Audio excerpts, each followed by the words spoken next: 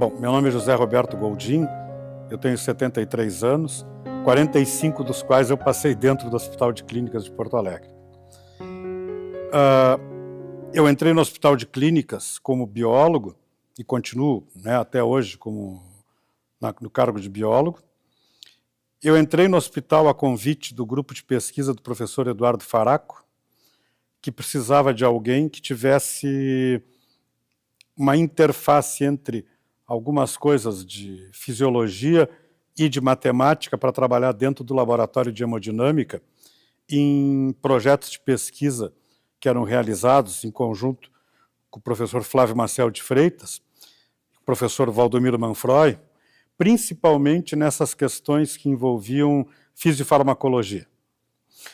E naquela época, o laboratório de hemodinâmica do hospital tinha equipamentos maravilhosos para a época, que o professor Faraco tinha conseguido junto com a central de medicamentos, e tinha um fisiógrafo, que era um fisiógrafo multicanal, que dava uma série de variáveis, e que o pessoal não sabia interpretar as variáveis matemáticas que eram dadas. Aí eles me convidaram, eu entrei, e aí eu fiquei durante 9 anos dentro do laboratório de hemodinâmica, trabalhando em pesquisa em cardiologia. Foi um período fantástico, que nós podemos, o conjunto da cardiologia naquele período era maravilhoso, que deu para fazer coisas que repercutiram na história do hospital, sem dúvida nenhuma. Por exemplo, naquele período, o professor Faraco era o coordenador da comissão do Fundo de Incentivo à Pesquisa, que tinha sido criado para uma destinação dos recursos financeiros que o hospital arrecadava naquela época, e esse dinheiro era gerido para projetos de pesquisa que eram da própria instituição. A partir desse trabalho do comitê do FIP, como era chamado, o local lá, o centro a unidade de hemodinâmica, servia como um espaço de muita orientação para outros grupos do hospital. O serviço de cardiologia, junto com a imunologia, foram os 2 primeiros projetos da FINEP aprovados na área da saúde. Então, montar um projeto FINEP era uma tarefa super delicada. O Flávio Maciel de Freitas era uma pessoa extremamente dedicada para fazer essas questões.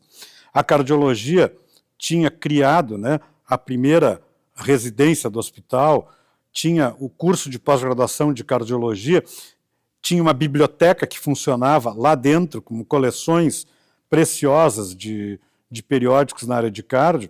Então, a unidade de hemodinâmica servia como um polo tanto assistencial, quanto de educação, quanto de pesquisa e de multiplicação interna também para essas questões. E quando o professor Albuquerque se candidatou para o segundo mandato dele, que foi de 88, ele pediu para o professor Faraco elaborar uma proposta de alguma coisa que servisse para incentivar a pesquisa de uma forma mais nucleada no hospital. Alguma coisa que fosse equiparado a uma pró-reitoria de pesquisa, por exemplo. Aí o professor Faraco convidou o professor Gross, e outras pessoas, mas o Gross teve um papel fundamental junto com o Flávio Maciel de Freitas, e em conjunto, eu estava nesse grupo, foi feita a proposta, que está incluída na plataforma do Albuquerque para a segunda gestão dele, de criação do que foi chamado de Grupo de Pós-Graduação e Pesquisa, que era o GPPG. O grupo de pesquisa foi implantado, quando o professor Albuquerque começou o segundo mandato dele, em 3 pequenas salas, aqui na entrada, na frente da presidência, naquilo que era chamado na época de aquário. Naquele período, eu ajudei a criar o grupo de pesquisa, mas eu não fiquei no grupo de pesquisa, que o professor Albuquerque pediu para mim, para o Torelli e para o Lauro, para nós 3 ficarmos na assessoria direta da presidência, fazendo um papel de apagar incêndios na instituição. A minha trajetória dentro do Hospital de Clínicas começou em outubro de 1980. Eu já era paciente do hospital, eu vinha principalmente ter consultas ambulatoriais no hospital. Eu ainda tenho guardada a minha carteirinha, aquela plástica de paciente do hospital, que era interessante. Naquela época o hospital ainda trabalhava com faixas de pagamento, aquela coisa toda. Em outubro de 80, eu recebi um convite, né, do professor Eduardo Faraco para uma reunião aqui no hospital. Eu era professor fora daqui, não tinha nenhuma vinculação com o hospital, e ele me chamou para uma reunião na unidade de hemodinâmica, e eu fui surpreendido que eu cheguei, sentei, estava o professor Faraco, o professor Flávio Marcelo de Freitas e eu na sala, e ele puxa um dossiê e fica me perguntando por que eu tinha feito isso, por que eu tinha feito aquilo na graduação, por que eu fiz ciências biológicas e não fiz medicina, né? Por que eu tinha feito curso de física, por que eu tinha feito meu mestrado em computação, e começou a falar uma série de coisas. E eu fiquei surpreendido, que eu digo assim, eu não conhecia ele pessoalmente, eu sabia, né, quando eu entrei na universidade, ele era o reitor no início da década de 70. Mas eu não estava entendendo bem o que estava acontecendo, e aí o Flávio me explicou que eles estavam procurando alguém que tivesse formação biológica, mas também tivesse uma complementação em coisas de matemática, de estatística, para poder entender principalmente algumas variáveis que eram utilizadas naquela época no laboratório de hemodinâmica. Tinha variáveis tipo a DPDT, que era a derivada da pressão pelo tempo, e que o pessoal achava que era só um nome, mas ela é uma função matemática muito clara, né? A própria área embaixo da curva, que era uma integral que a máquina já dava automática, ninguém sabia utilizar pela falta de fundamentação matemática. Aí eu comecei um estágio que foi de outubro até maio de 81, e aí em 81 eu fui contratado para o serviço de cardiologia, e a partir dali eu comecei realmente a minha trajetória, aí sim, como funcionário aqui do hospital. Aqueles primeiros anos foram todos dedicados à pesquisa na área de cardiologia. Aí eu fui convidado posteriormente pelo professor Albuquerque para ir para a assessoria da presidência do hospital, onde eu fiquei de 88 até 90, foi início de 91. Aí eu fui para o então grupo de pesquisa e pós-graduação, onde eu estou até hoje, só com a troca de nome do GPPG, que virou a diretoria de pesquisa. Quando eu migrei para a área da pesquisa, houve uma mudança, porque eu comecei a me dedicar às coisas de ética em pesquisa e de bioética naquele período, que estava começando, tudo isso estava começando no Brasil, que não tinha quase nada a respeito disso. E é interessante que há pouco tempo atrás uma pessoa ainda me disse, olha, descobri um homônimo teu, né? Que eu entrei no PubMed e descobri um monte de trabalho numa área que não tem nada a ver contigo, né? Tu tem lá trabalhos de bioética publicados e tal, e eu descobri que tem um outro cara chamado José Roberto Goldin que publicou bastante na área de cardiologia, né, na década de 80. Digo, não, sou eu mesmo, são as minhas duas vidas acadêmicas, né? E é interessante ver como a gente, quando faz transição de área, acaba acontecendo uma coisa que é super delicada. Eu tenho uma produção científica em cardiologia que vai de 81 até, ainda tem uma inércia de publicações até 90, mais ou menos. Aí tem um buraco, um vazio de publicações, e elas retomam a partir do começo das atividades da bioética como tal, a partir de 93, 94, por aí. Então tem um período ali de uns 2 anos, 3 anos, onde o meu nome desaparece e ressurge em outra área. Daí surgiu essa suposta presença de um homônimo. A questão da atividade que o professor Albuquerque me convidou para trabalhar na assessoria foi um desafio gigante, né? Porque o hospital estava numa transição enorme naquele período, né? O hospital estava ficando muito grande para aquela época, ele era considerado grande, que ele estava saindo estava começando a botar quase todas as unidades de internação em uso, né? Os serviços estavam sendo ampliados, e aí naquele momento a estrutura do hospital estava tendo alguns problemas, e o Dr. Albuquerque estava implantando planejamento estratégico, programas de qualidade, né, que ali está o embrião de tudo que se faz até hoje no hospital, e a assessoria cumpria esse papel. O Lauro Borba, o Fernando Torelli e eu ficamos os três numa sala que não tinha janelas, nós parecia que estávamos no submarino, os três ali dentro. Nossa vida naquele período da assessoria era um eterno recomeço, a gente não sabia o que ia fazer naquela semana, porque vinha demandas, né, o Dr. Albuquerque tinha muita interação com o Ministério da Educação naquela época, ele representava o hospital em vários fóruns nacionais, então ficava exigindo muitas coisas de nós, e tinha algumas coisas que são muito interessantes, né?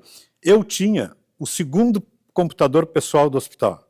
Eu tinha um IBM, né, de mesa, o primeiro, tinha um que era do setor, do próprio setor de informática do hospital, e o segundo foi o meu. Naquela época a gente conseguia fazer coisas que hoje em dia parece assim, primárias, mas que para a época era fantástico.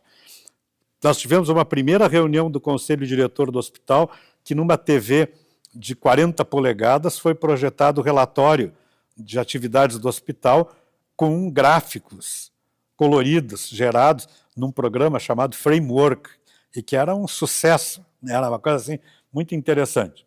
Naquele período nós tivemos assim coisas para fazer, tipo, nós três saímos o hospital inteiro fazendo auditoria de armários para procurar materiais que estavam estocados nas unidades, né?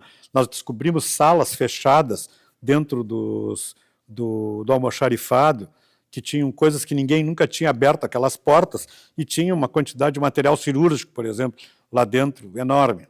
Nós assumimos os três a área de suprimentos do hospital naquela época, nós assumimos a área de informática, ou seja, era um grupo que entrava onde tinha problema, a gente ia, resolvia e caía fora. Em 91, eu resolvi pedir para o Dr. Albuquerque para ficar mais na área da pesquisa, e aí ir para dentro do GPPG, ele aceitou, e eu fui trabalhar com o professor Gross durante um bom período da minha vida. Depois o Gross saiu e entrou o Jorge Pinto Ribeiro, né? Aí o Jorge Pinto Ribeiro fez toda uma reforma naquelas estruturas, que foi muito interessante, porque a criação do GPPG em 89 foi imediatamente após a publicação da Resolução 0188, que são as primeiras normas de pesquisa em saúde do Brasil, onde foi feita a primeira proposta de criação de um comitê de ética em pesquisa. E ali o hospital se adiantou, nós publicamos, que era uma coisa que tinha sido publicada só no Diário Oficial, nós fizemos uma publicação, eu tenho cópia até hoje, de um livrinho verde e branco na capa, das normas de pesquisa, que nós distribuímos 3.000 exemplares do hospital, né? Todos os pesquisadores receberam, os alunos receberam, para todo mundo não ter a desculpa de não saber. Naquela época não tinha internet, então tu tinha que dar material impresso para o pessoal mesmo. E se criou o Comitê de Ética em Pesquisa do hospital com essa perspectiva de já ter o grupo de pesquisa. No mesmo momento, com um intervalo de semanas de diferença, a PUC criou dentro do São Lucas um Comitê de Ética em Pesquisa, em função de uma demanda de um professor que precisava de uma aprovação de um comitê para um projeto que era norte-americano e que exigia um documento que aqui não existia. São os dois comitês mais antigos do Brasil que nunca tiveram interrupção e que têm um reconhecimento nacional pela qualidade das avaliações. O Comitê do São Lucas acabou se expandindo para a PUC como um todo, e o nosso continuou sendo só do hospital, e só em 97 nós ajudamos a criar o Comitê da URGS. E teve também a criação do comitê, que tem até hoje, do Instituto de Psicologia, que tem um comitê à parte. Então, o Comitê do Clínicas é o comitê mãe da estrutura da Universidade Federal do Rio Grande do Sul. professor Franciscone tinha ido para os Estados Unidos em 92 para um curso da Organização Pan-Americana de Saúde de bioética. Ele já tinha tido contato com bioética clínica na PUC com o professor Joaquim Clotet, que foi quem criou a bioética no Brasil em 88. E voltou e conversou com o Albuquerque da importância da bioética, não sei o quê.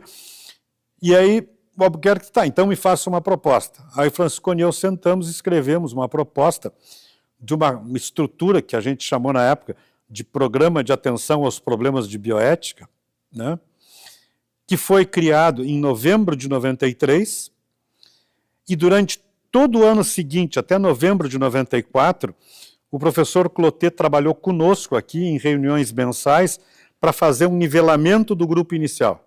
E nós abrimos as consultorias de bioética em novembro de 94. O programa depois acabou virando um serviço de bioética, que na última reforma do organograma do hospital, o serviço deixou de existir e foi criado o núcleo de bioética clínica do hospital, que se separou da área de ética em pesquisa. A área de ética em pesquisa ficou na diretoria de pesquisa e o núcleo de bioética clínica, que eu coordeno atualmente, ficou dentro da diretoria médica, que eu acho que é o lugar adequado realmente, porque ele é plenamente assistencial. E o Comitê de Bioética Clínica, que tinha sido criado lá em 93, vem, né, como um órgão colegiado para dentro da diretoria, da diretoria médica, que é onde ele esteve desde o início, e nós somos o Comitê de Bioética Clínica pioneiro no Brasil.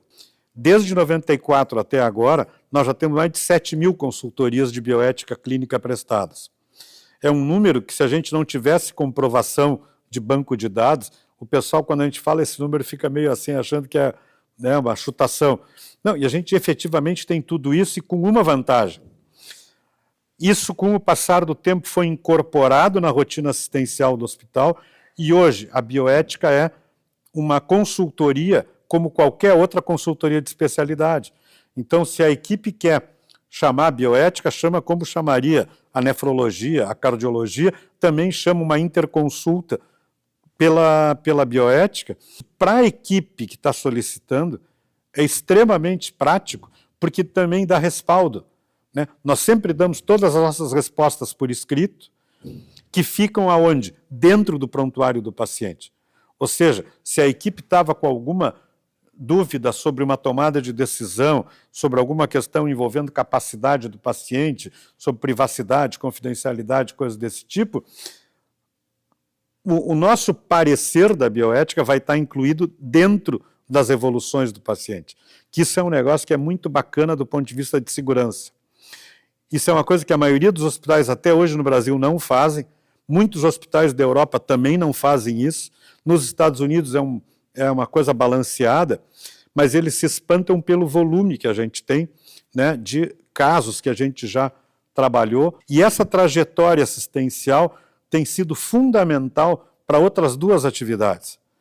Nós temos disciplinas de bioética na pós-graduação, no programa de pós-graduação de ciências médicas, desde 95. Né? Hoje nós temos 6 disciplinas de bioética que são oferecidas, principalmente 3 delas são as mais oferecidas anualmente.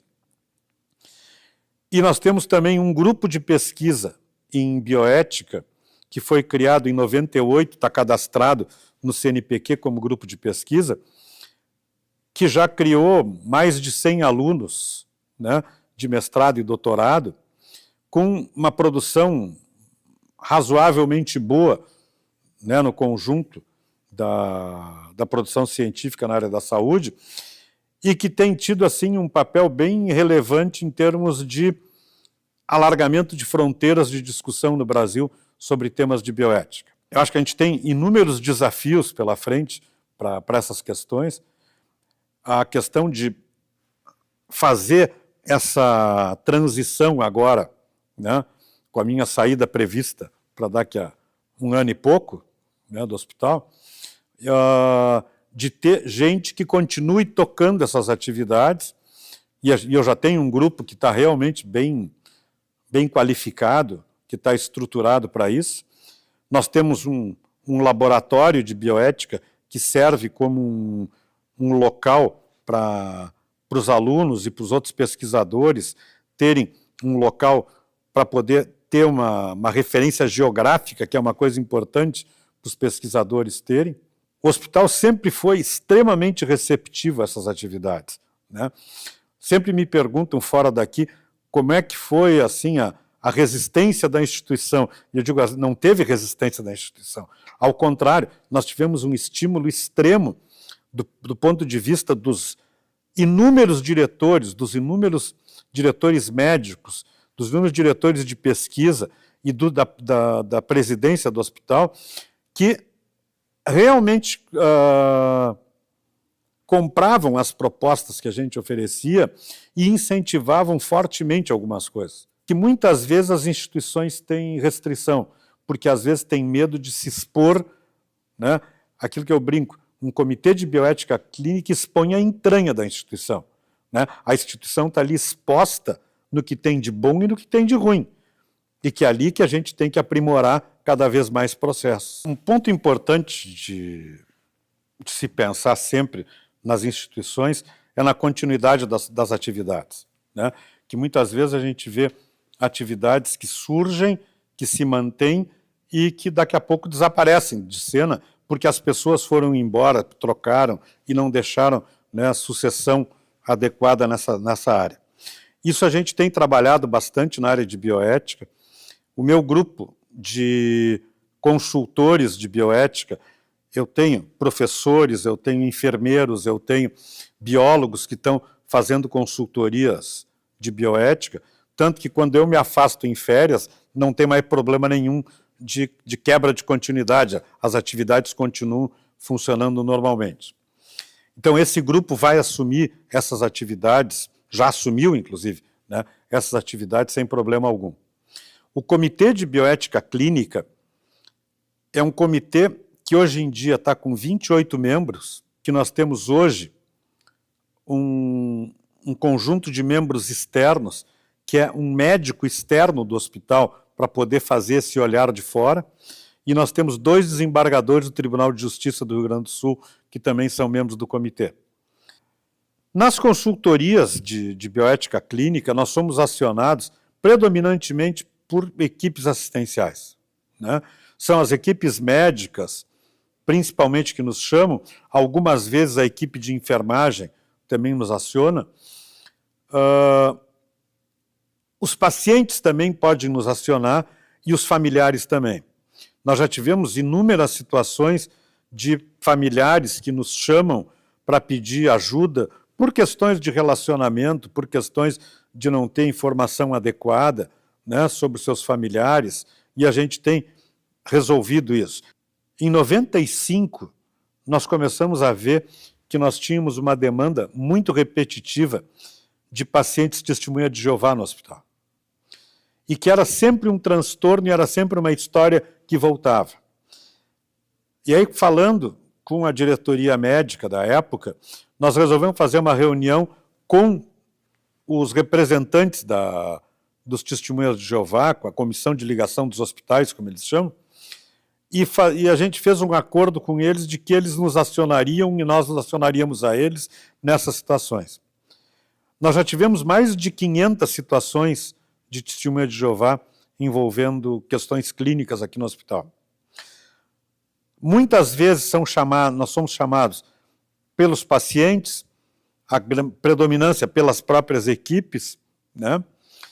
Nós pacificamos essa situação que hoje em dia está bastante confortável, né, no relacionamento, e algumas vezes os familiares nos chamam e que, às vezes, numa situação de não entendimento adequado de algumas colocações que são feitas, principalmente sobre termo de consentimento, procedimentos cirúrgicos, que é onde realmente o problema é mais grave.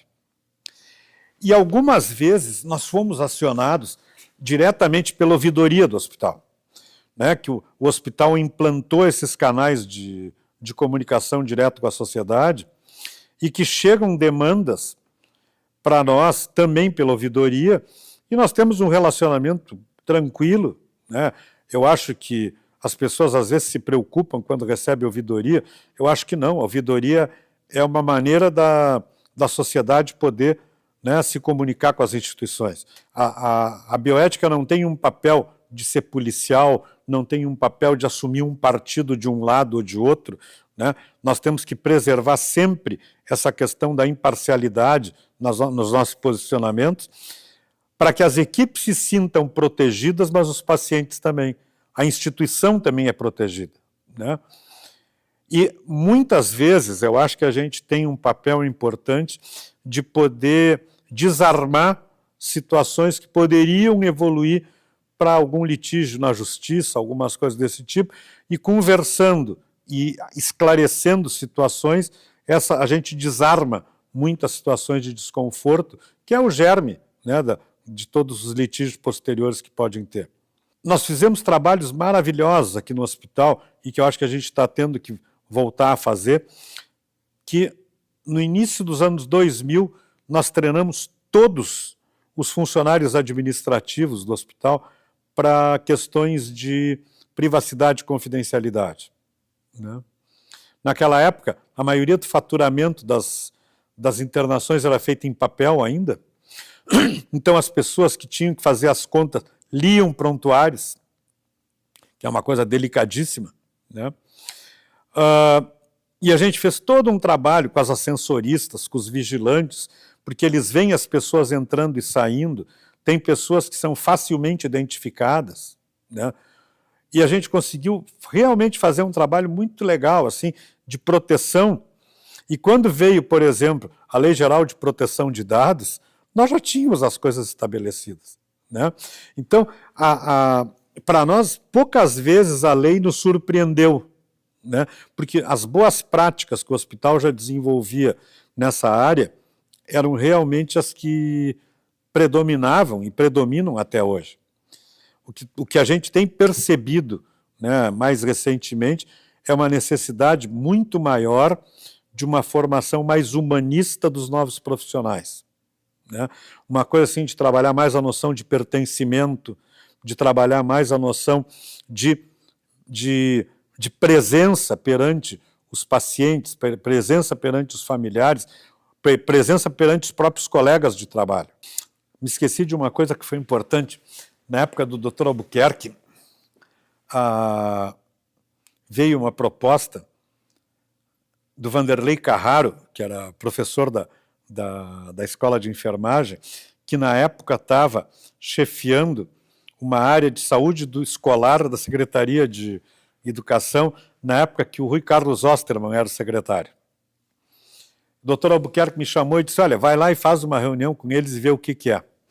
Dessa reunião resultou a Escola Técnica em Saúde, né, que nós temos funcionando aqui na São Manuel até hoje, né, uma escola que formou uma quantidade enorme de técnicos em radiologia, administração, laboratório, nutrição e assim por diante, e que surgiu de uma conversa do Dr. Albuquerque com o Rui Carlos Osterman sobre a carência que tinha, de um lado, de formação de mão de obra qualificada e, do outro lado, de absorção de mão de obra qualificada.